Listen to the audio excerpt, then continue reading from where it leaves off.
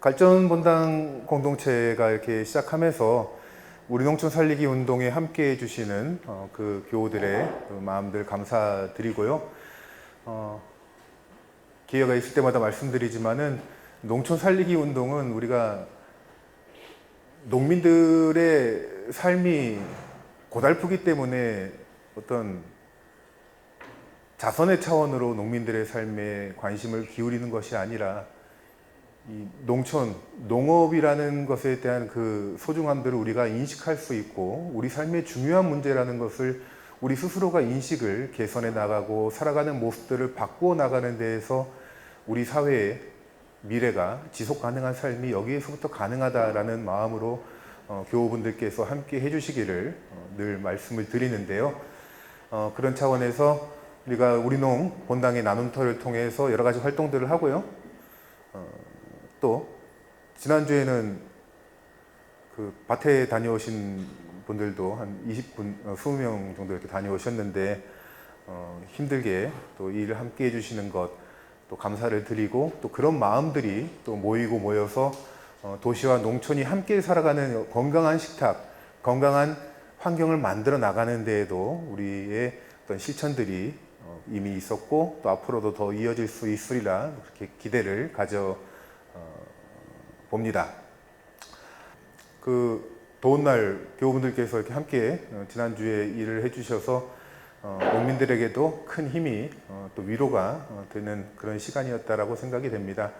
어떤 큰 일이라서라기보다도 우리가 그렇게 한 번이라도 마음을 써서 또 몸을 움직이면서 함께 일해보고 찾아가보고 하는 그런 서로의 왕래 교류가 결국에는 농민들도 행복하고 또 우리도 건강해질 수 있는 사회로 나아갈 수 있는 큰 길이 되겠다. 그러면서 그런 생각들을 또 가져봤고요. 우리 본당에서 갈전 본당에서 하고 있는 본당 설립하면서부터 바로 이제 우리농 그 매장이라고 흔히 말하는 저희들은 요즘 이제 나눔터라는 매장이라고 하니까 좀 느낌이 그야말로 물건을 거래하는 무슨 또 이 성전을 왜 도둑놈의 소굴로 만들었냐 또 이런 오해를 받는 영향도 좀 있고 사실은 이 우리농 우리 교구에도 도시지역 본당들이 이제 우리농 나눔터를 운영을 하고 있는데 이 나눔터에서 일하고 있는 이 우리는 이제 활동가라고 얘기를 하거든요. 이제 우리농 활동가 이분들은 다 그냥 무보수로 봉사로 다 하는 일입니다. 뭐 간혹 그 물건 팔아가지고 너네 뭐 얼마나 남냐 뭐 이렇게 또 생각하시는 분들도 간혹 계시던데 보통 우리가 일반적인 어떤 상거래 개념으로 보면은 이 본당 안에 있는 이 우리농 나눔터는 지금 하루빨리 다 문 닫아야 됩니다. 저거는 도저히 있을 수가 없는 구조로 운영이 되거든요.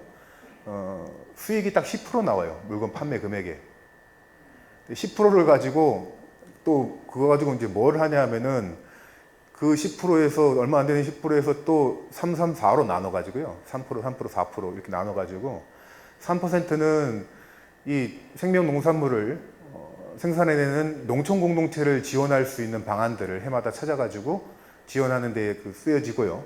또 다른 3%는 그래도 우리가 이 본당 안에서 본당의 활동으로 이 나눔 활동들을 하고 있기 때문에 본당에다가 이걸 뭐 어떻게 필요한 데다 돌릴 수 있을까? 그거는 이제 본당 사목회 또 본당 신부님과 상의를 해서 어디다 쓰면 좋을까? 뭐 이런 것들을 본당마다 보면 다 틀립니다. 뭐 1년에 한 번씩 모아서 본당에다가 이렇게 드리는 것도 있고 또 어떤 본당은 그냥 그 본당 신부님이 그 뭐 얼마 안 되는 거 가지고 좀 가만히 있다가 뭐 중요한 일이 있으면은 뭐 도움을 요청할게 이래서 뭐 어떤 일이 있을 때 아니면 뭐 주일학교 활성화를 위해서 뭐 사용한 것도 있고 그럼 본당마다 본당 교우들이 함께 고민하고 찾아보는 그 문제라고 생각이 들고 우리 이제 갈전 본당 우리농 나눔터 같은 경우는 아직 시작한 지가 얼마 안 돼서 막 본당에다가 이렇게 좀 멋있게 한방 이렇게 뭐 선물로 드릴 수 있는 뭔가가 아직 준비는 이렇게 잘 안 돼 있는 상태인데 뭐 시간이 지나면서 그건 뭐 조급하게 우리가 생각할 일도 아니고 우리가 함께 이 자리에서 농민들을 생각하면서 또 우리의 밥상을 생각하면서 또 우리 본당 공동체, 지역 공동체를 생각하면서 하는 모든 나눔 활동들이기 때문에 그런 발걸음들이 조금씩 쌓이다 보면은 또 뭔가 좋은 영향력으로 또 남을 수가 있겠죠. 그리고 수익금의 그 나머지 4%는 이 나눔터를 운영하는데 이제 사용이 됩니다. 왜냐하면 여기 또 자질구레하게 어떤 뭐 사무용품이 필요하다거나 뭐 이런 경우도 있을 수 있고, 또 우리농 활동가들도 계속해서 교구 단위, 전국 단위 나가서 교육을 받고 있거든요. 그래서 그런 또 교육을 받을 때 여러 가지 또 경비가 필요하기도 하고 해서 이 매장 나눔터를 운영하는 데 이렇게 사용이 되고, 그러니까 순수하게 이 본당 교우들, 활동가들의 이 노력 봉사로 이루어지는 것이고, 또 그것을 이용하는 모든 교우들도 우리 본당이 하고 있는 사목 활동이다, 생태 환경을 살리는 운동이고, 이 농산물 나눔을 통해서 농민들도 앞으로 살아갈 수 있는 다음의 농사를 준비할 수 있도록 돕는 일이 되는 것이기 때문에 교우분들께서 그런 점들을 이해해 주시고 기억하시고 이것을 드나들고 나눔 활동을 해주시면 참 좋겠다는 생각이 듭니다. 지난주에 강의하셨던 그 쌍호분의 진상국 회장님이 3년 전에 그 가톨릭 환경상 받았다는 말씀을 이렇게 하셨잖아요. 그리고 주교님들 방문했었다고. 갑자기 오늘 또 그 생각이 나가지고 제가 그 3년 전에 쌍호분회를 추천한 추천서를 제가 다시 또 봤는데, 참 제가 봐도 야, 내가 이렇게 글을 잘 썼단 말인가 또 다시 또 놀랍긴 한데, 그거를 오늘 딱 보여드릴까 하다가 그건 너무 좀 제가 좀 오글거리는 것 같아가지고 차마 그건 못 보여드리겠고, 저희 가톨릭 농민, 안동교구 가톨릭 농민회가요, 지난 2019년도에 대산 농촌재단 교보생명 그룹입니다. 대산 농촌재단에서 대상을 받은 그런 적이 있는데, 그때 당시에 이 대산 농촌문화재단에서 안동교구 가톨릭 농민회를 소개하는, 안동교구 가톨릭 농민회 활동을 소개하는 영상을 하나 제작을 했습니다. 한 6분가량 되는데, 교우분들이 저 안동 가톨릭 농민회 그거 뭐 하는 데냐 이렇게 잘 모르시는 경우도 있고 해서 활동들을, 저희 하고 있는 사업들을 짤막하게 이렇게 볼 수 있는 영상이라서 오늘 먼저 그거 하나 보고 들어가도록 하겠습니다.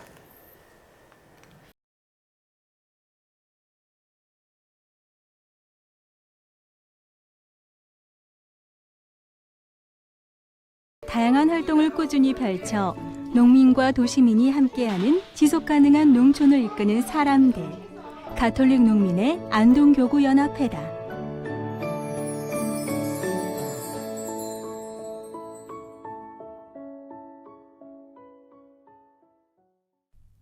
경상북도 안동시 풍산읍. 이른 아침 이곳저곳에서 사람들이 부지런히 움직인다. 농민이 정성스레 생산한 농산물이 안동시와 경북 지역 학생들의 학교 급식으로, 또 서울시의 공공급식으로 나가고 있다. 40년이 넘는 긴 시간 동안 다양한 활동으로 농촌을 지켜온 가톨릭 농민의 안동교구연합회의 아침 풍경이다. 우리 회원들은 그 환경에 대한, 이제 쉽게 말하면 그 생명에 대한 가치를 인정하고 그런 신념을 가지고 이제 일을 하고 있습니다. 우리도 건강해야 되지만은 하여튼 도시민들이 또 건강해야 건강한 사회가 되잖아요. 1978년 가톨릭 농민의 안동교구연합회가 첫 발을 내디뎠다.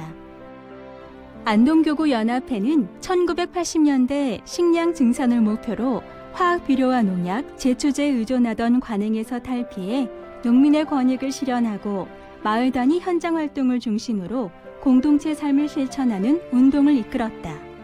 1990년대 생명농업운동은 우리 농촌 살리기 운동본부의 태동이 되기도 했다. 2000년대 들어서 소비자와 농민이 함께 건강한 먹거리를 생산하는 도농교류 활동을 펼쳤고, 2010년대는 식생활 교육과 학교 급식, 공공급식으로 영역을 넓혔다. 여기 간홍소가 저희들한테 굉장히 뜻깊은 이제 사업이죠.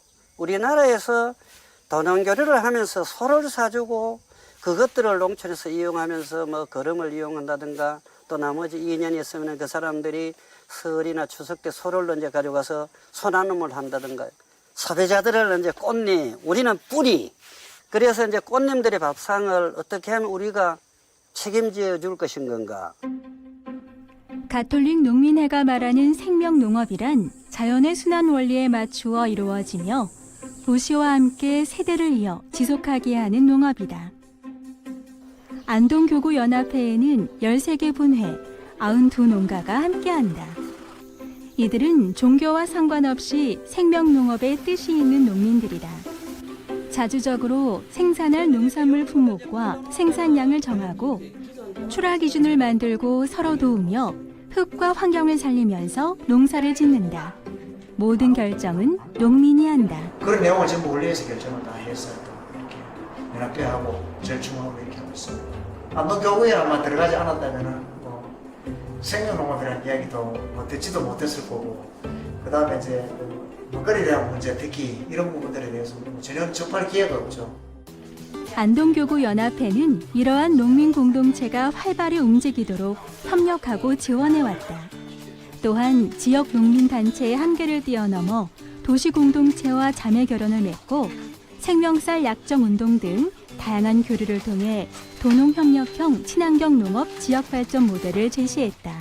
너무 이렇게 먹거리가 안전하지 못하다는 걸 좀 느끼겠더라고요. 그래서 친환경을 하면서 운동을 해야 되겠다, 알려야 되겠다 이런 생각이 들더라고요. 그래서 먹거리에 대한 공유를 해야 되겠다는 생각으로 잘 이렇게 하고 있습니다. 안동시 학교급식 지원센터를 통해 어린이와 청소년, 도시민의 건강한 먹거리를 책임지는 한편 가족농과 소농이 걱정 없이 농사를 지을 수 있도록 안정적인 판로를 확보했다. 또한 바른 먹거리 교육과 농업의 생태적 가치를 실현하는 식생활 교육을 통해 농업과 농촌의 가치를 드높이고 확산하는 데 힘을 쏟았다.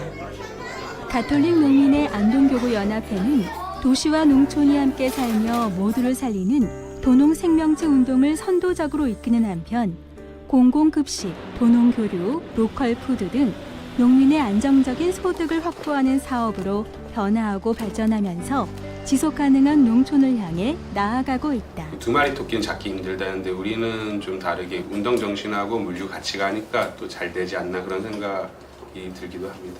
즐거울 때가 좀 많은 것 같아요. 현장에 자주 나가면은 되게 고마워하시는 농민들이 우리 같이 일하는 실무자들이 있어서 안동 가능이 잘 된다. 그래서 고마움에 위로받고 또 칭찬해 주시고 어떤 농민이 생산한 농산물이 저희 아이가 먹는지 우리 회사에서 생산한 좋은 농산물을 가지고 급식을 공급할 수 있다. 그런데 정말 자부심을 느끼고 있어요. 저희들이 못하는 문제들을 본부락하는 이제 이렇게 실무자들이 모여가지고 생산지에서 생산된 물건들을 또 이렇게 집합을 시켜가지고 그것들을 이제 소비자들한테 나눠주고 이런 역할들을 하니까 정말 생산자로서는 아들보다 더 고맙지. 국민의 식량을 책임진다는 사명감으로 농촌을 지키며 살아가는 농민과 농민을 신뢰하며 건강한 농업을 지지하는 소비자를 잇는 든든한 다리가 되는 것. 가톨릭 농민의 안동교구연합회가 존재하는 따뜻한 이유다.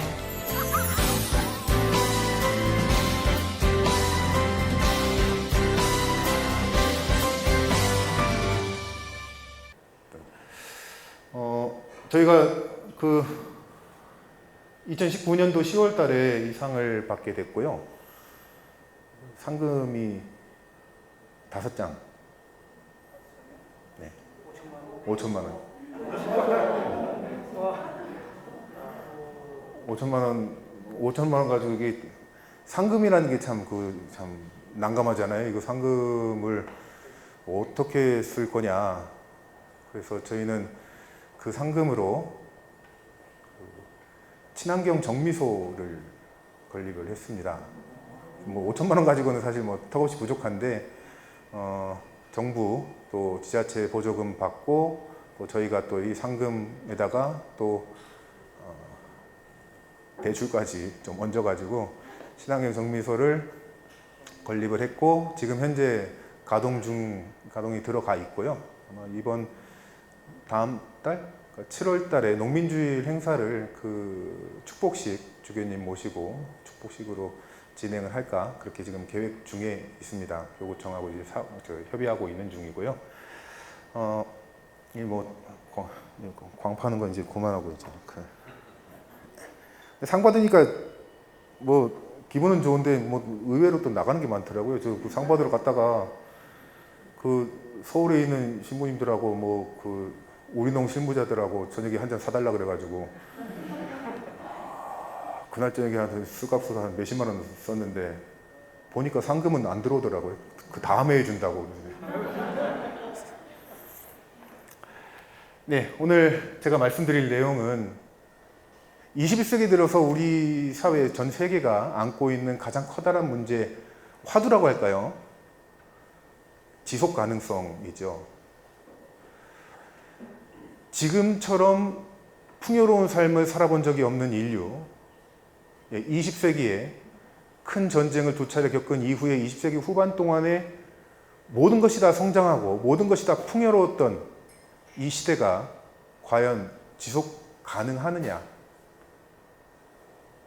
이렇게 풍요롭게 성장하는 시대는 다시 돌아오지 않는다.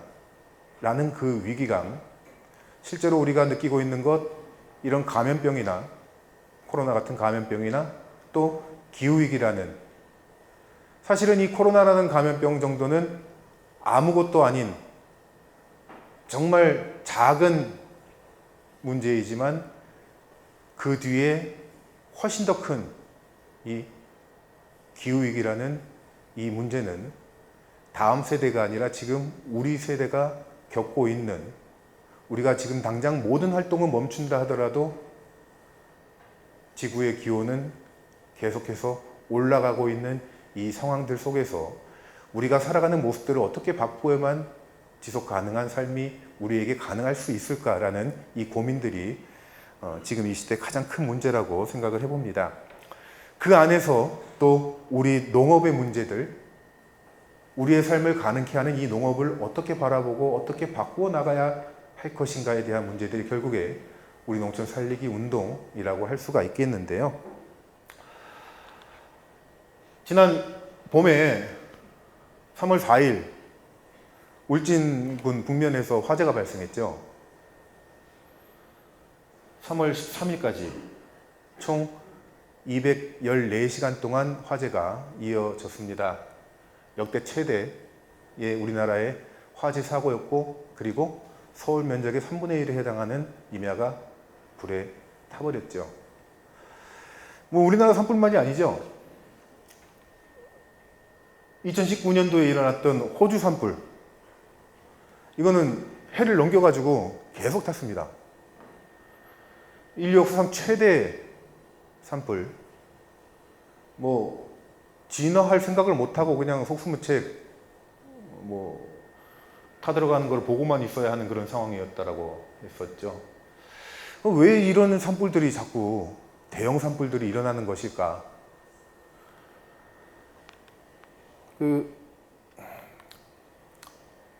이것도 역시 우리가 자꾸 계속해서 듣고 있는 기후위기, 온난화와 관련이 있습니다.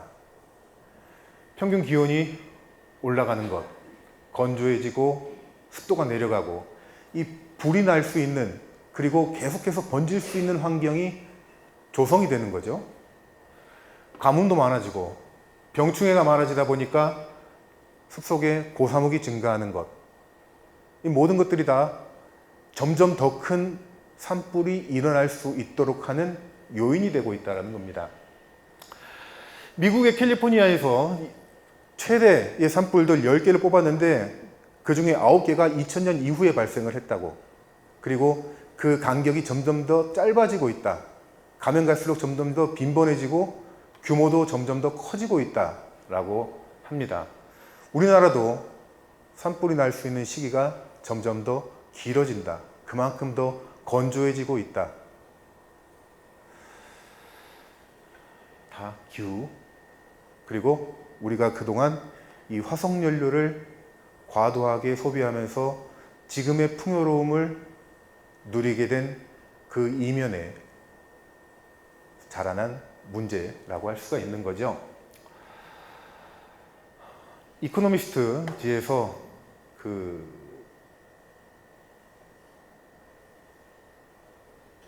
연평균 기온, 1850년 이후부터 지구 평균 기온을 이런 바코드로 만들어 가지고 표지 그림으로 실었습니다. 2000년 넘어가면서 붉은색이 확연하게 드러나고 있죠. 기후변화의 심각성을 명확하게 볼 수 있는 표지 그림입니다. 농업인들이 느끼는 기후변화, 농업인들의 85.7%가 기후변화를 체감한다. 실제로 평생 농사를 지으면서도 갈수록 농사 짓기가 점점 더 힘들어진다라고 농민들은 말을 합니다.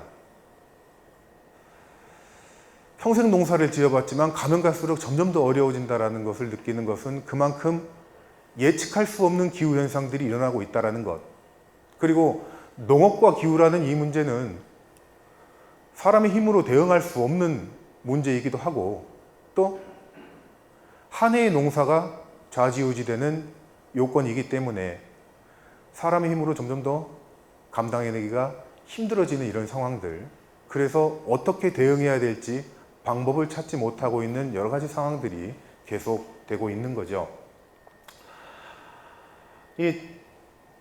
우리나라 과수 농사 재배지가 올라가고 있다는 거 우리가 다 알죠.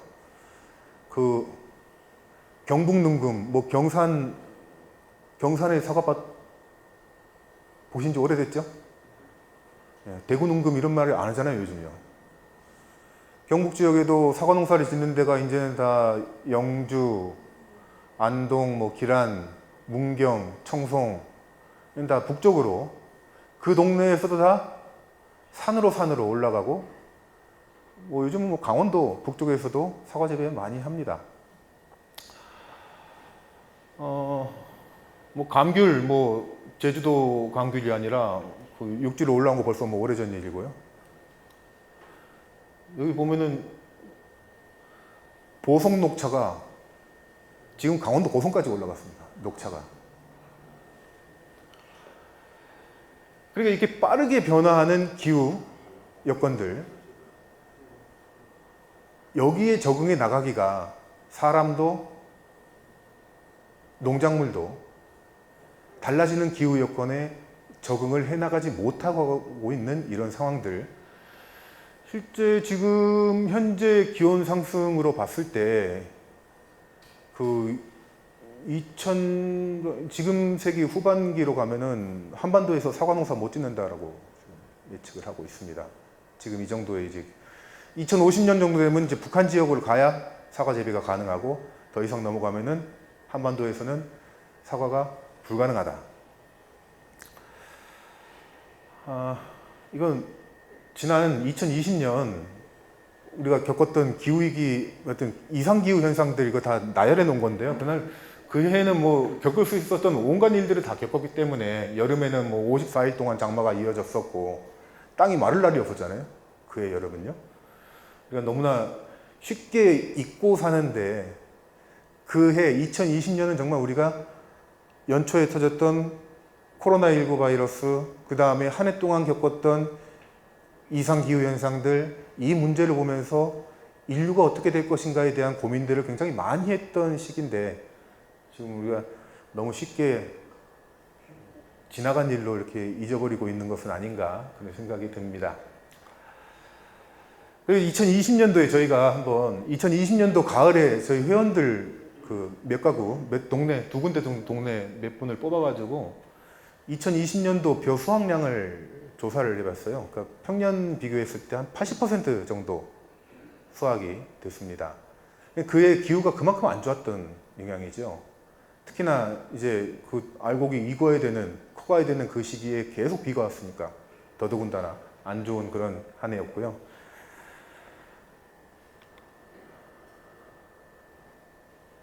(2090년에) 가면은 쌀 생산량이 현재 70% 정도로 감소할 것이다라는 농진청의 그 보고 자료가 있었습니다. 계속해서 수확이 줄어들고 있는 그런 상황들 우리가 가고 있는 거죠. 다 기후와 연관된, 그리고 그 기후 변화는 다 우리가 그만큼 많은 자원을 사용했기 때문에, 많이 소비하고 있기 때문에 일어나고 있는 기후 그러니까 달라지는 것에 대해서 농작물만이 아니라 가축도 역시나 살기가 힘들어지죠.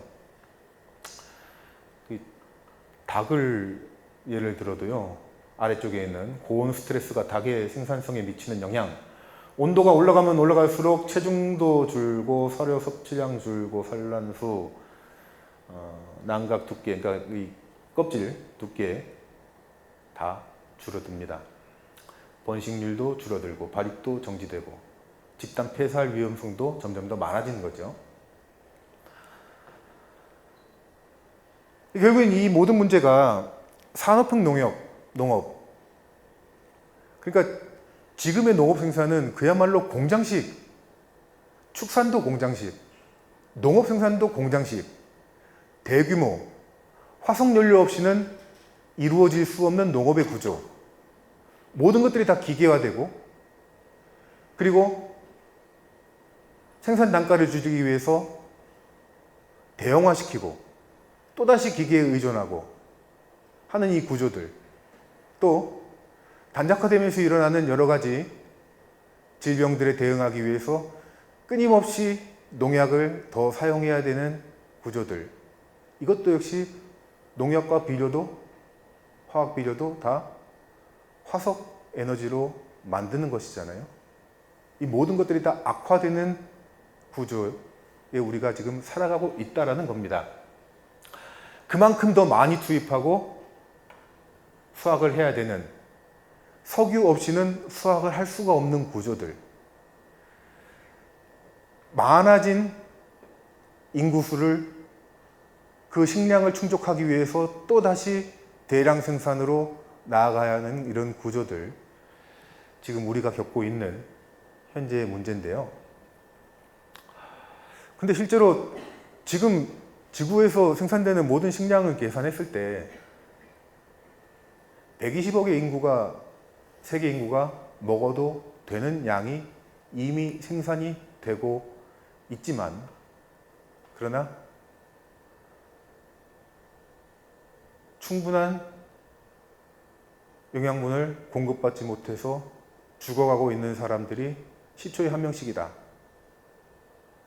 이거는 뭐 경제와 정치 여러 가지 세계적인 어떤 구조적인 문제도 우리가 볼 수 있겠지만, 또 다른 것은 그렇게 많이 생산되는 농작물들이 대형화되고 또 쉽게 폐기되고 또 가축의 사료, 이 늘어난 육식 문화, 그로 인해서 가축 사료로 사용이 되면서 한쪽에서는 사람이 구하지 못하는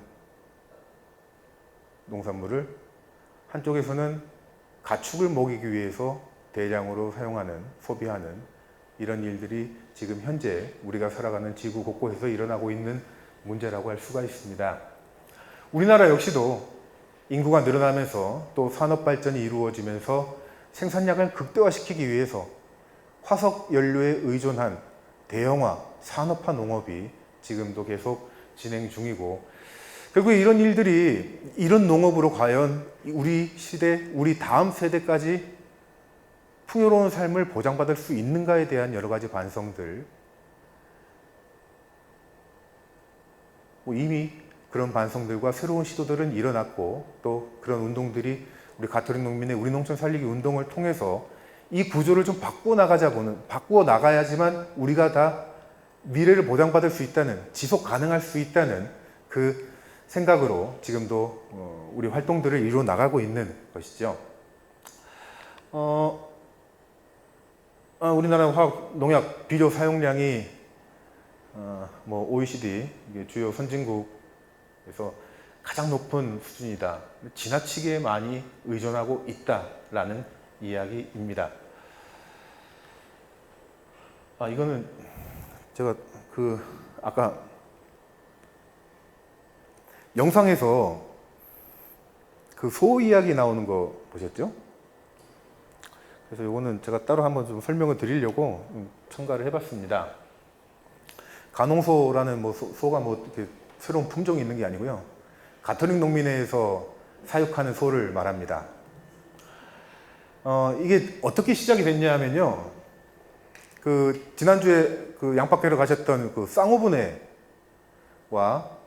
서울교구 목동본당이 자매결연을 맺었거든요. 오늘 오래됐습니다. 자매결연을 맺고 서로 교류 활동들을 해 오다가 목동본당에서 농촌공동체 그동안 우리에게 이렇게 먹거리를 공급해줘서 고맙다는 뜻으로 그 이 나눔터 매장 수익금 일부가 난 거를 농촌공동체에 후원한다고 이렇게 후원금을 지원금을 보내왔거든요. 그래서 이제 아까도 뭐 저희 뭐 상금 받으면 이거 어떻게 써야 되나 이런 거 고민을 했던 것처럼 이 쌍호분의 그 농민들도 이 자매결연한 도시본당에서 이걸 보내왔는데 이거를 뭐 한잔하고 뭐 놀러 가고 이렇게 하는 게 과연 맞겠냐? 그거 도시의 소비자들, 그 활동가들도 열심히 일해가지고 모아놓은 이런 소중한 거를 농촌을 생각하면서 보내왔는데 그럼 뭘 하면 좋겠냐? 논의 끝에 집집마다 이제 소를 한 마리씩 키우기로 결정을 했습니다. 그 옛날에는 외양간 집에서 소규모로 소를 키우면서 사람이 먹는 거, 먹다 남은 거, 밭에서 나온 거 다 소한테 먹이로 주고 그렇게 키워왔잖아요. 그러나 이제 농업이 점점 더 이제 산업화되고 규모화되면서 집중적으로 사료를 사다가 외부에서 사다가 먹이는 소, 뭐 농사도 다 기계화 규모화되면서 이게 다 별개의 일로 다 달라졌잖아요. 농사는 농사대로, 축사는 축산대로. 근데 거기서 일어나는 여러 가지 문제 중에 하나가 옛날에는 이런 가축을 키우면서 나오는 뭐가 나오죠? 배설물이 나오잖아요. 그거를 발효시켜서 퇴비로 사용을 했지만 그러니까 재자원화가 이루어졌죠. 자연스럽게 이루어졌잖아요. 그러나 이 가축 생산이 대형화 기계화되면서부터는 이 모든 것들이 다 불가능해지고 그리고 이게 전부 다 폐기물이 되어버리고 토양과 물을 오염시키는 커다란 숙제로 지금 남아 있는 거잖아요.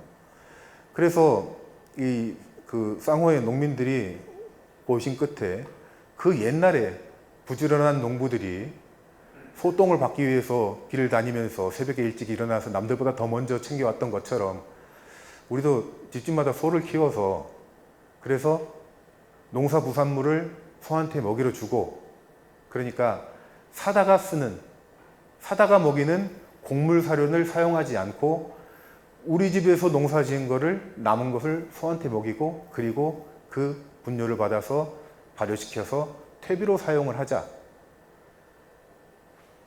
이렇게 분해해서 결정을 해서 송아지를 들여놓고 키우게 된 겁니다.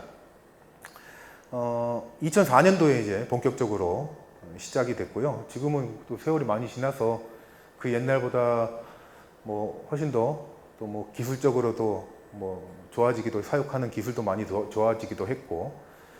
근데 이제 뭐 지난주에도 그 쌍호분의 회장님이 말씀하셨지만은 축사에 가도 냄새가 나지 않는다. 뭐 이렇게 좋은 환경을 만들어 준다.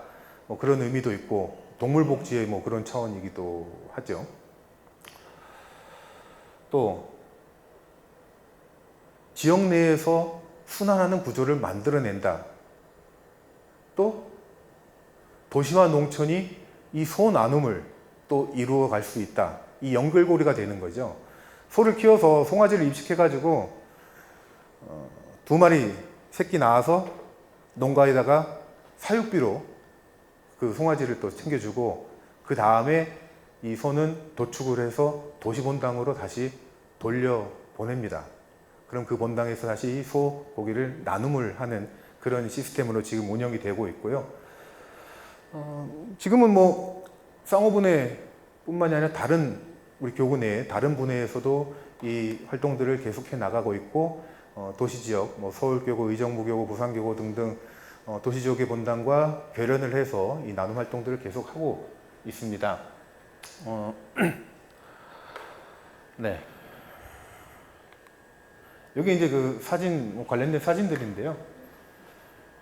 왼쪽 위가 이제 그 축사의 모습이고, 그 아래쪽에 있는, 왼쪽, 오른쪽 아래쪽에 있는 이 사진은 이 농민들이 나무를 파쇄해가지고요. 강가에 있는 나무를 파쇄해가지고 그것을 축사의 깔집, 바닥에 깔아줘서 충분한 발효가 일어날 수 있도록 이 나무, 이 파쇄목, 이 조각들이 미생물들의 먹이가 되기도 하고 살아는 공간이 되기도 하고, 그러니까 미생물 활동들이 충분히 일어날 수 있도록 환경을 만들어주는 거죠. 그래서 충분한 발효 과정을 거친 다음에 다시 논밭에 퇴비화하는 겁니다. 그래서 사실 이런 방식으로 농사를 짓는다는 것은 대규모로 농사를 지을 수도 없고 대규모로 소를 키울 수도 없습니다. 어느 정도 규모를 유지해야지만 이 균형 있는 생산이 가능하게 되는 것이거든요. 그리고 소가 이제 뭐 곡물 사료를 안 먹기 때문에 곡물 사료를 먹어야지 소가 이렇게 체중이 비육이라 그러죠. 부쩍부쩍 늘어났는데 얘네들은 다 이렇게 저 뭐 볏짚, 보리껴, 뭐 콩깍지 뭐 이것만 먹고 사니까 소가 이제 균형 잡힌 몸매 이렇게 그래서 이제 이런 과정들을 잘 모르시는 분들이 간혹 도시에서 오시면 이거 우리 본당에서 입식한 소 이거 왜 이렇게 말랐냐고 좀 뭔가 좀 서운하다는 표현을 하세요. 그래서 이걸 설명을 해드리면 그러면 이제 좀 이해를 하시는데 잘 모르는 분들은 보면 이거 우리 소 이거 맨날 굶겼나 이거 이놈들이 뭐 맨날 굶기고 안 먹여가지고 이렇게 마른 거 아닌가 뭐 이런데 실제로 이거 도축장에 가면은 도축하는 사람들이 이 내장을 보고는 이 소 이거 뭐 먹였냐라고 다 질문을 합니다. 내장이 너무 깨끗하다는 거죠. 그리고 사람으로 말하면 성인병이 없는 거예요. 근데 일반적인 이제 가축, 지금 현재 공장형으로 그 사육하는 이런 가축에서는 좀 심한 말로 뭐 내장이 다 녹는다라고 배를 갈라보면은 내장 상태가 너무 안 좋은데, 근데 얘들은 이제 뭐 균형 잡힌 몸매를 가지고 있는데 대신에 이제 내장은 참 깨끗한 뭐 그런 소들이 되는 거죠. 이제 소 나눔 활동들, 도시 본당에서 그 우리농 나눔 활동들을 하는 그런 모습들이고요. 아이들이 도시 사는 아이들 중에 이렇게 소 처음 본다 그러는 아들들 있습니다. 의외로 많습니다. 저는 신학생 때 한 95년도인가요? 대구에서 그 주일학교 학생들이 캠프 왔는데 소 처음 본다 그런 애들 제가 봤어요.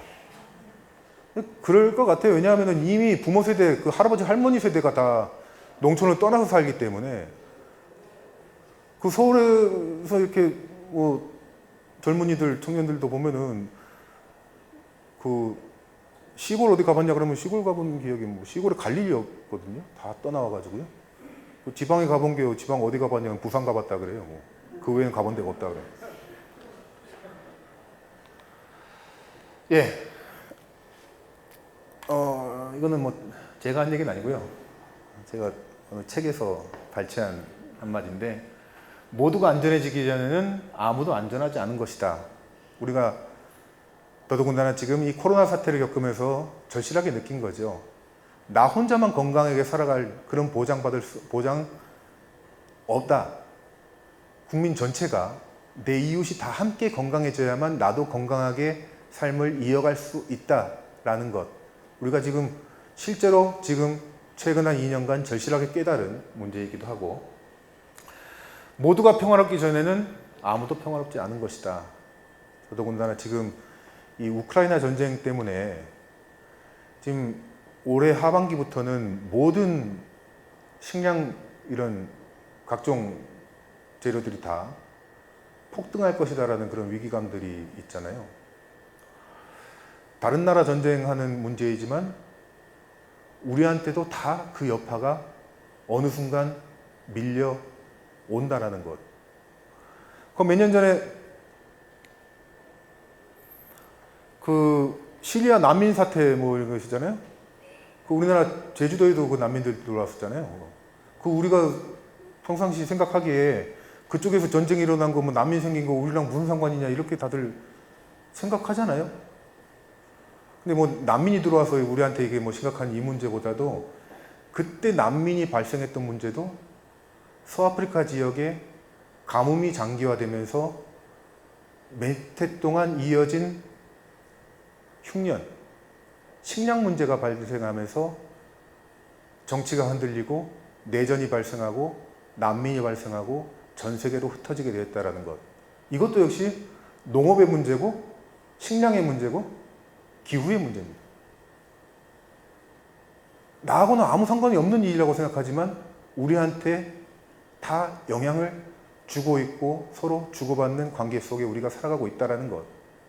모두가 안전해지기 위해선, 모두가 평화로워지기 위해서, 모두가 안정된 삶을 누리기 위해서는 우리 모두가 함께 누리고 있는 것들에 대한 소중한 그 공공의 가치를 우리가 살려나가는 것. 이것이 누구를 위한 것이 아니라 바로 나 자신을 위한, 내 삶을 가능케 하는. 그래서 우리의 농업이라는 것도요.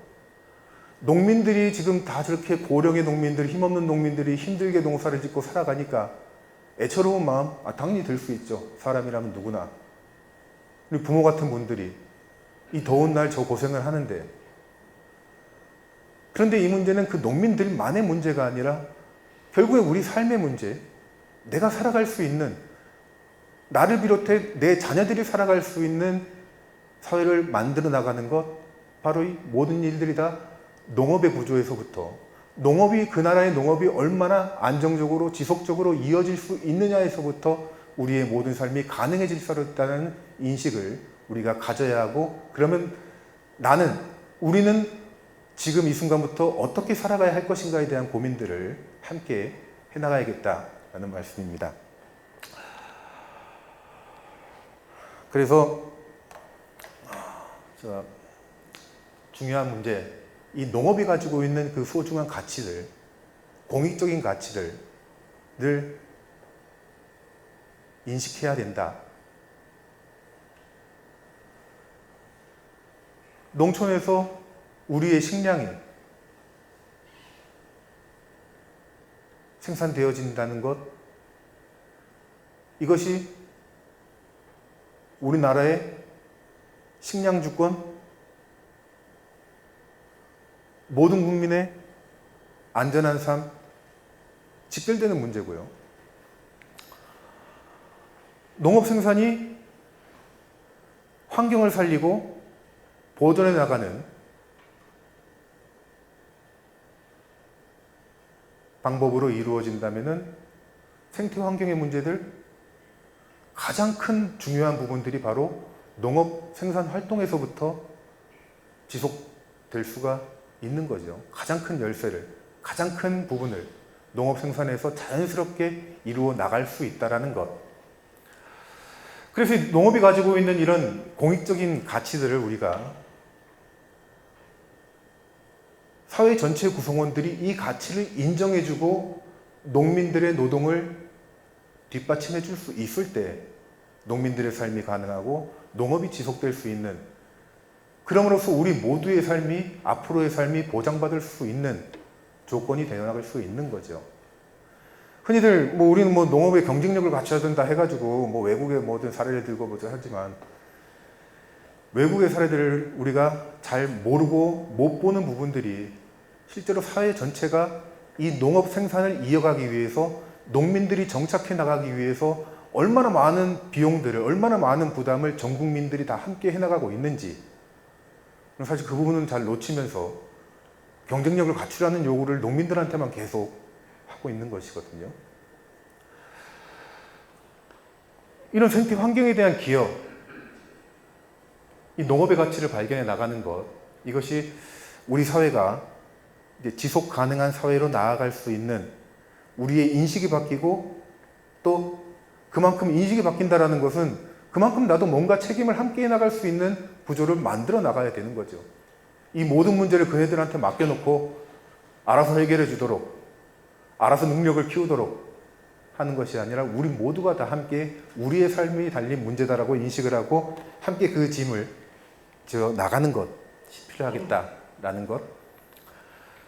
두 번째로, 농업이 정말로 자연의 생명력을 더욱더 회복시키는, 생명을 살리는 농업이 되어나갈 수 있도록 자연의 순환 원리, 그 구조를 따르는 방법으로 다시 회복시켜 나갈 수 있는 농업 생산이 될 수 있도록 하는 것. 지금까지는 어떻게 해서든지 농업 생산을 최대화하고 생산비를 절감하기 위해서 온갖 기계 화학적인 방법에 의존하면서 땅이 가지고 있는 기본적인 생명력을 수탈해가면서 어쩔 수 없이 그 경쟁의 구조 속에서 생산을 해나가는 농민들의 구조와 삶을 만들었다면, 이제는 하나씩 하나씩 다시 자연 본래의 힘이 가지고 있는 그 순환의 질서에 따라서 생산이 이루어질 수 있는 것, 그 구조를 다시 회복시켜 나가는 것, 돌려나가는 것은 결국에는 소비가 함께 있어야만 그 생산도 가능해질 수 있는 것이고, 그 생산이 가능해야만 우리의 삶도 가능해질 수 있다는 인식들을 가져야 된다는 거죠. 아까 간홍소 말씀드렸지만 이런 경우들이 그렇습니다. 외부에서 퇴비를 수입해 와서 사들여 와서 단기간에 많은 생산을 내기 위해서 비료를 사용하는 것이 아니라 그 농촌 마을에서 생산하면서 남은 부산물들을 가축에게 먹이고 그 가축의 배설물들을 다시 발효시켜서 퇴비로 자원화시켜 나갈 수 있는 구조를 만들어 나가는 것. 그래서 그걸 이제 이 농업에서는 경축순환 농법이라고 하는데요. 경종과 축산을 함께 해 나간다.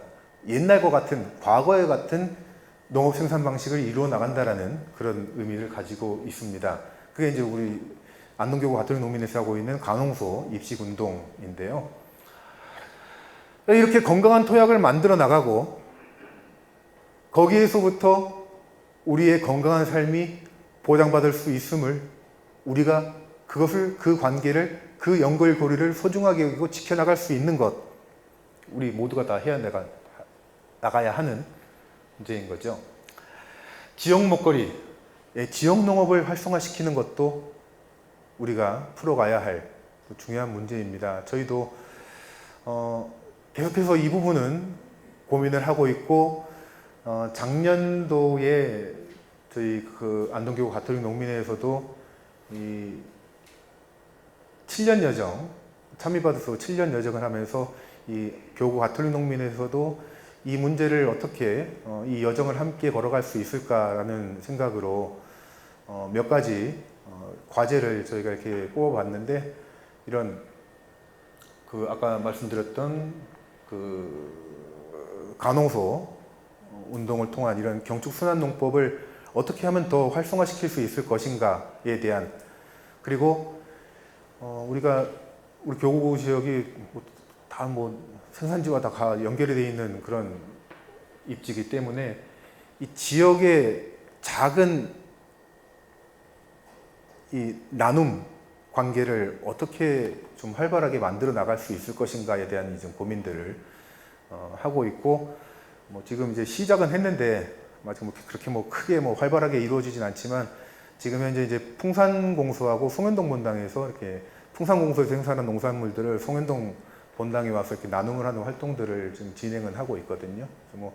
아직 시작 단계고, 하지만 어떻게 해서든지 이런 지역에서 생산한 것을 지역에서 소비할 수 있는, 생산자와 소비자가 서로 함께 알고 그 생산과 소비 활동을 이루어 나갈, 나눔 활동을 해나갈 수 있는 관계를 만들어 나가는 것, 그것들을 계속 또 고민하고 또 진행을 해보고 있습니다. 그러면 그러면은 우리 갈전 마티아 본당 공동체가 어떤 활동을 할 수 있을까, 하면 좋을까? 제가 강요하는 건 아니고요. 일단 오늘 이 자리에서 던진다 그러면 되나요? 던지면 버릇없다 그러면 제안을 드려보겠습니다. 이거 아까 말씀드렸죠. 나눔터. 우리 나눔터 이거 농촌 공동체를 활성화시키고 우리 본당 지역 공동체도 활성화시키는 건강한 식탁과 건강한 토양을 만들어 나가는 이 모든 활동들이 나눔터를 통해서 소소하지만 이런 나눔들이 활발해지면서 전체가 다 또 연결고리가 이어지기 때문에 작지만 또 커다란 힘을 여기에서 받을 수 있는 것이고 이 나눔 활동들이 계속해서 잘 이루어졌으면 좋겠다라는 말씀을 드리고요. 지난주에도 양파캐로 이렇게 수고하신 분들, 이제 뭐 이렇게 익숙하지 않은 분들도 계시고 뭐 농촌 경험이 좀 이렇게 많으신 분도 계시고 하는데, 저는 이 농촌 체험의 문제는 뭐 일손 돕기라고 이렇게 명명이 되고 우리가 지난주에 이렇게 20분 정도 이렇게 다녀왔지만, 사실 뭐 그때 20분 그 사람 손이 사람이 확 달라들어가지고 일하는 거 그거 정말 무섭잖아요. 그거. 별거 아닌 것 같은데 사람 한두 명 더 붙어서 이렇게 일하는 게 일 속도가 깜짝깜짝 놀랄 정도로 이렇게 일이 진행이 되거든요. 오늘 큰 도움이 됐죠. 근데 그것도 중요하지만 사실 그보다 더 중요한 것은 농촌의 현장에서 우리가 너무나 멀리 떨어져 나와서 살고 있다는 것이 이 시대 현대인들의 큰 불행이 아닌가라는 생각들을 해보게 됩니다. 우리가 먹고 살아가는 문제에 대해서 어떻게 하면 더 잘 먹고 살 수 있을까? 온갖 고민을 하고 온갖 공부를 하고 온갖 기술과 해박한 지식들을 연구하면서 평생을 또 쌓아놓은 또 노하우를 또 자녀들한테 물려주려고 참 정말로 애를 많이 쓰는데, 정작 우리가 숨쉬고 먹고 살아가는 일에 있어서는 너무나 모르고 너무나 무관심하고 알지 못하는 음식들, 어떤 경로로 우리 식탁에 올라오게 됐는지도 모르는 상태에서 먹고 마시고 소비하는 우리의 문화들에 대해서, 그러면 결국에는 우리가 그 현장으로 조금씩 더 다가가는 노력들이 있어야 하지 않을까.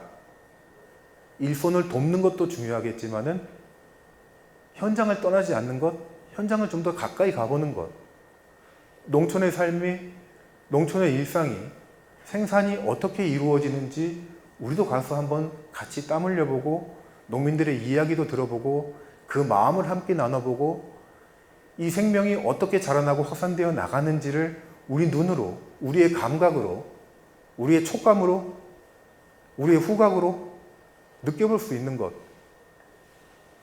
그리고 더 중요한 것은 우리의 자녀들이 어렸을 때부터 그런 기회를, 맨발로 땅을 밟아볼 수 있고 맨손으로 흙을 만져볼 수 있는 기회를 주는 것.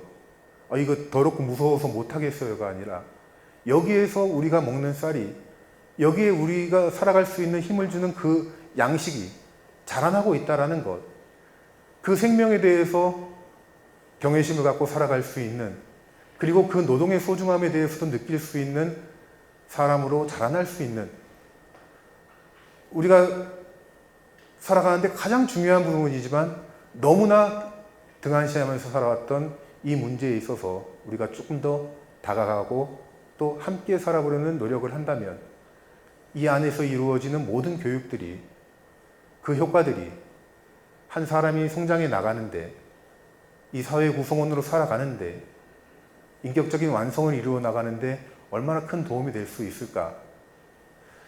그래서 이 농촌의 현장에 다가간다라는 이런 것은 우리가 가서 뭐 일손을 돕고 우리 뭐 해가지고 뭐 며칠 동안 할 일을 우리가 가가지고 뭐 하루 만에 다 끝내줬다. 뭐 그것도 중요한 일이죠. 중요한 일이지만은 오히려 그거보다는 내가 살아가는 데 있어서 가장 중요한 생명과 환경에 대한, 양식에 대한, 우리 삶에 대한 수많은 과제들을 농촌의 그 살아있는 현장 속에서 직접 보고 배우고 느낄 수 있는 기회를 많이 만들어 보자, 이런 제안을 드리면서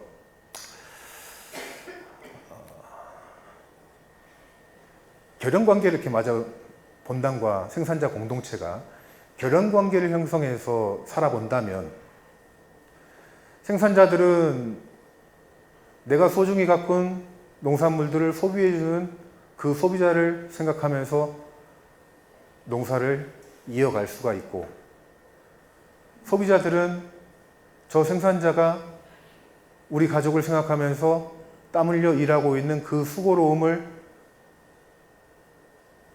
생각하며 감사드리며 소비해 나가는 이런 구조를 만들어 나갈 수 있는 것. 결연 활동들을 통해서 이 모든 일들이 나눔도 가능하겠고 체험과 배움도 가능하겠고, 우리 안에서 이런 일들을 하나씩 하나씩 만들어 보면 어떨까라는 그런 제안을 드려봅니다. 뭐 이제 그만큼 또 본당 교우분들께서 그거는 함께 해야겠다라는 그런 또 마음이 있으시고 하면은 뭐 지금 뭐 당장 뭐 제가 뭐 약속을 받아내고 막 이럴 일이 아니고요. 네. 협박은 아닙니다. 협박도 아니고 이 관계를 형성해 나가는 것. 그러니까 사실 우리 교구 지역이 그렇잖아요. 전부 다 농촌이고 다 시골 뭐 해봐야 도시라고 해봐야 다 중소도시. 이거 뭐 우리끼리만 뭐 이 근처 사는 사람들끼리만 뭐 점촌이 크냐 상주가 크냐 뭐 이러고 살지만 저 어디 서울이나 부산 사람들한테 얘기해 보면 그 점촌이 어디 그 상주가 어딨냐 그거 몰라요. 모르고 이 굉장히 작은 중소도시를 끼고 있고 대부분 다 농어촌 지역으로 엮여 있는 우리 교구 지역에서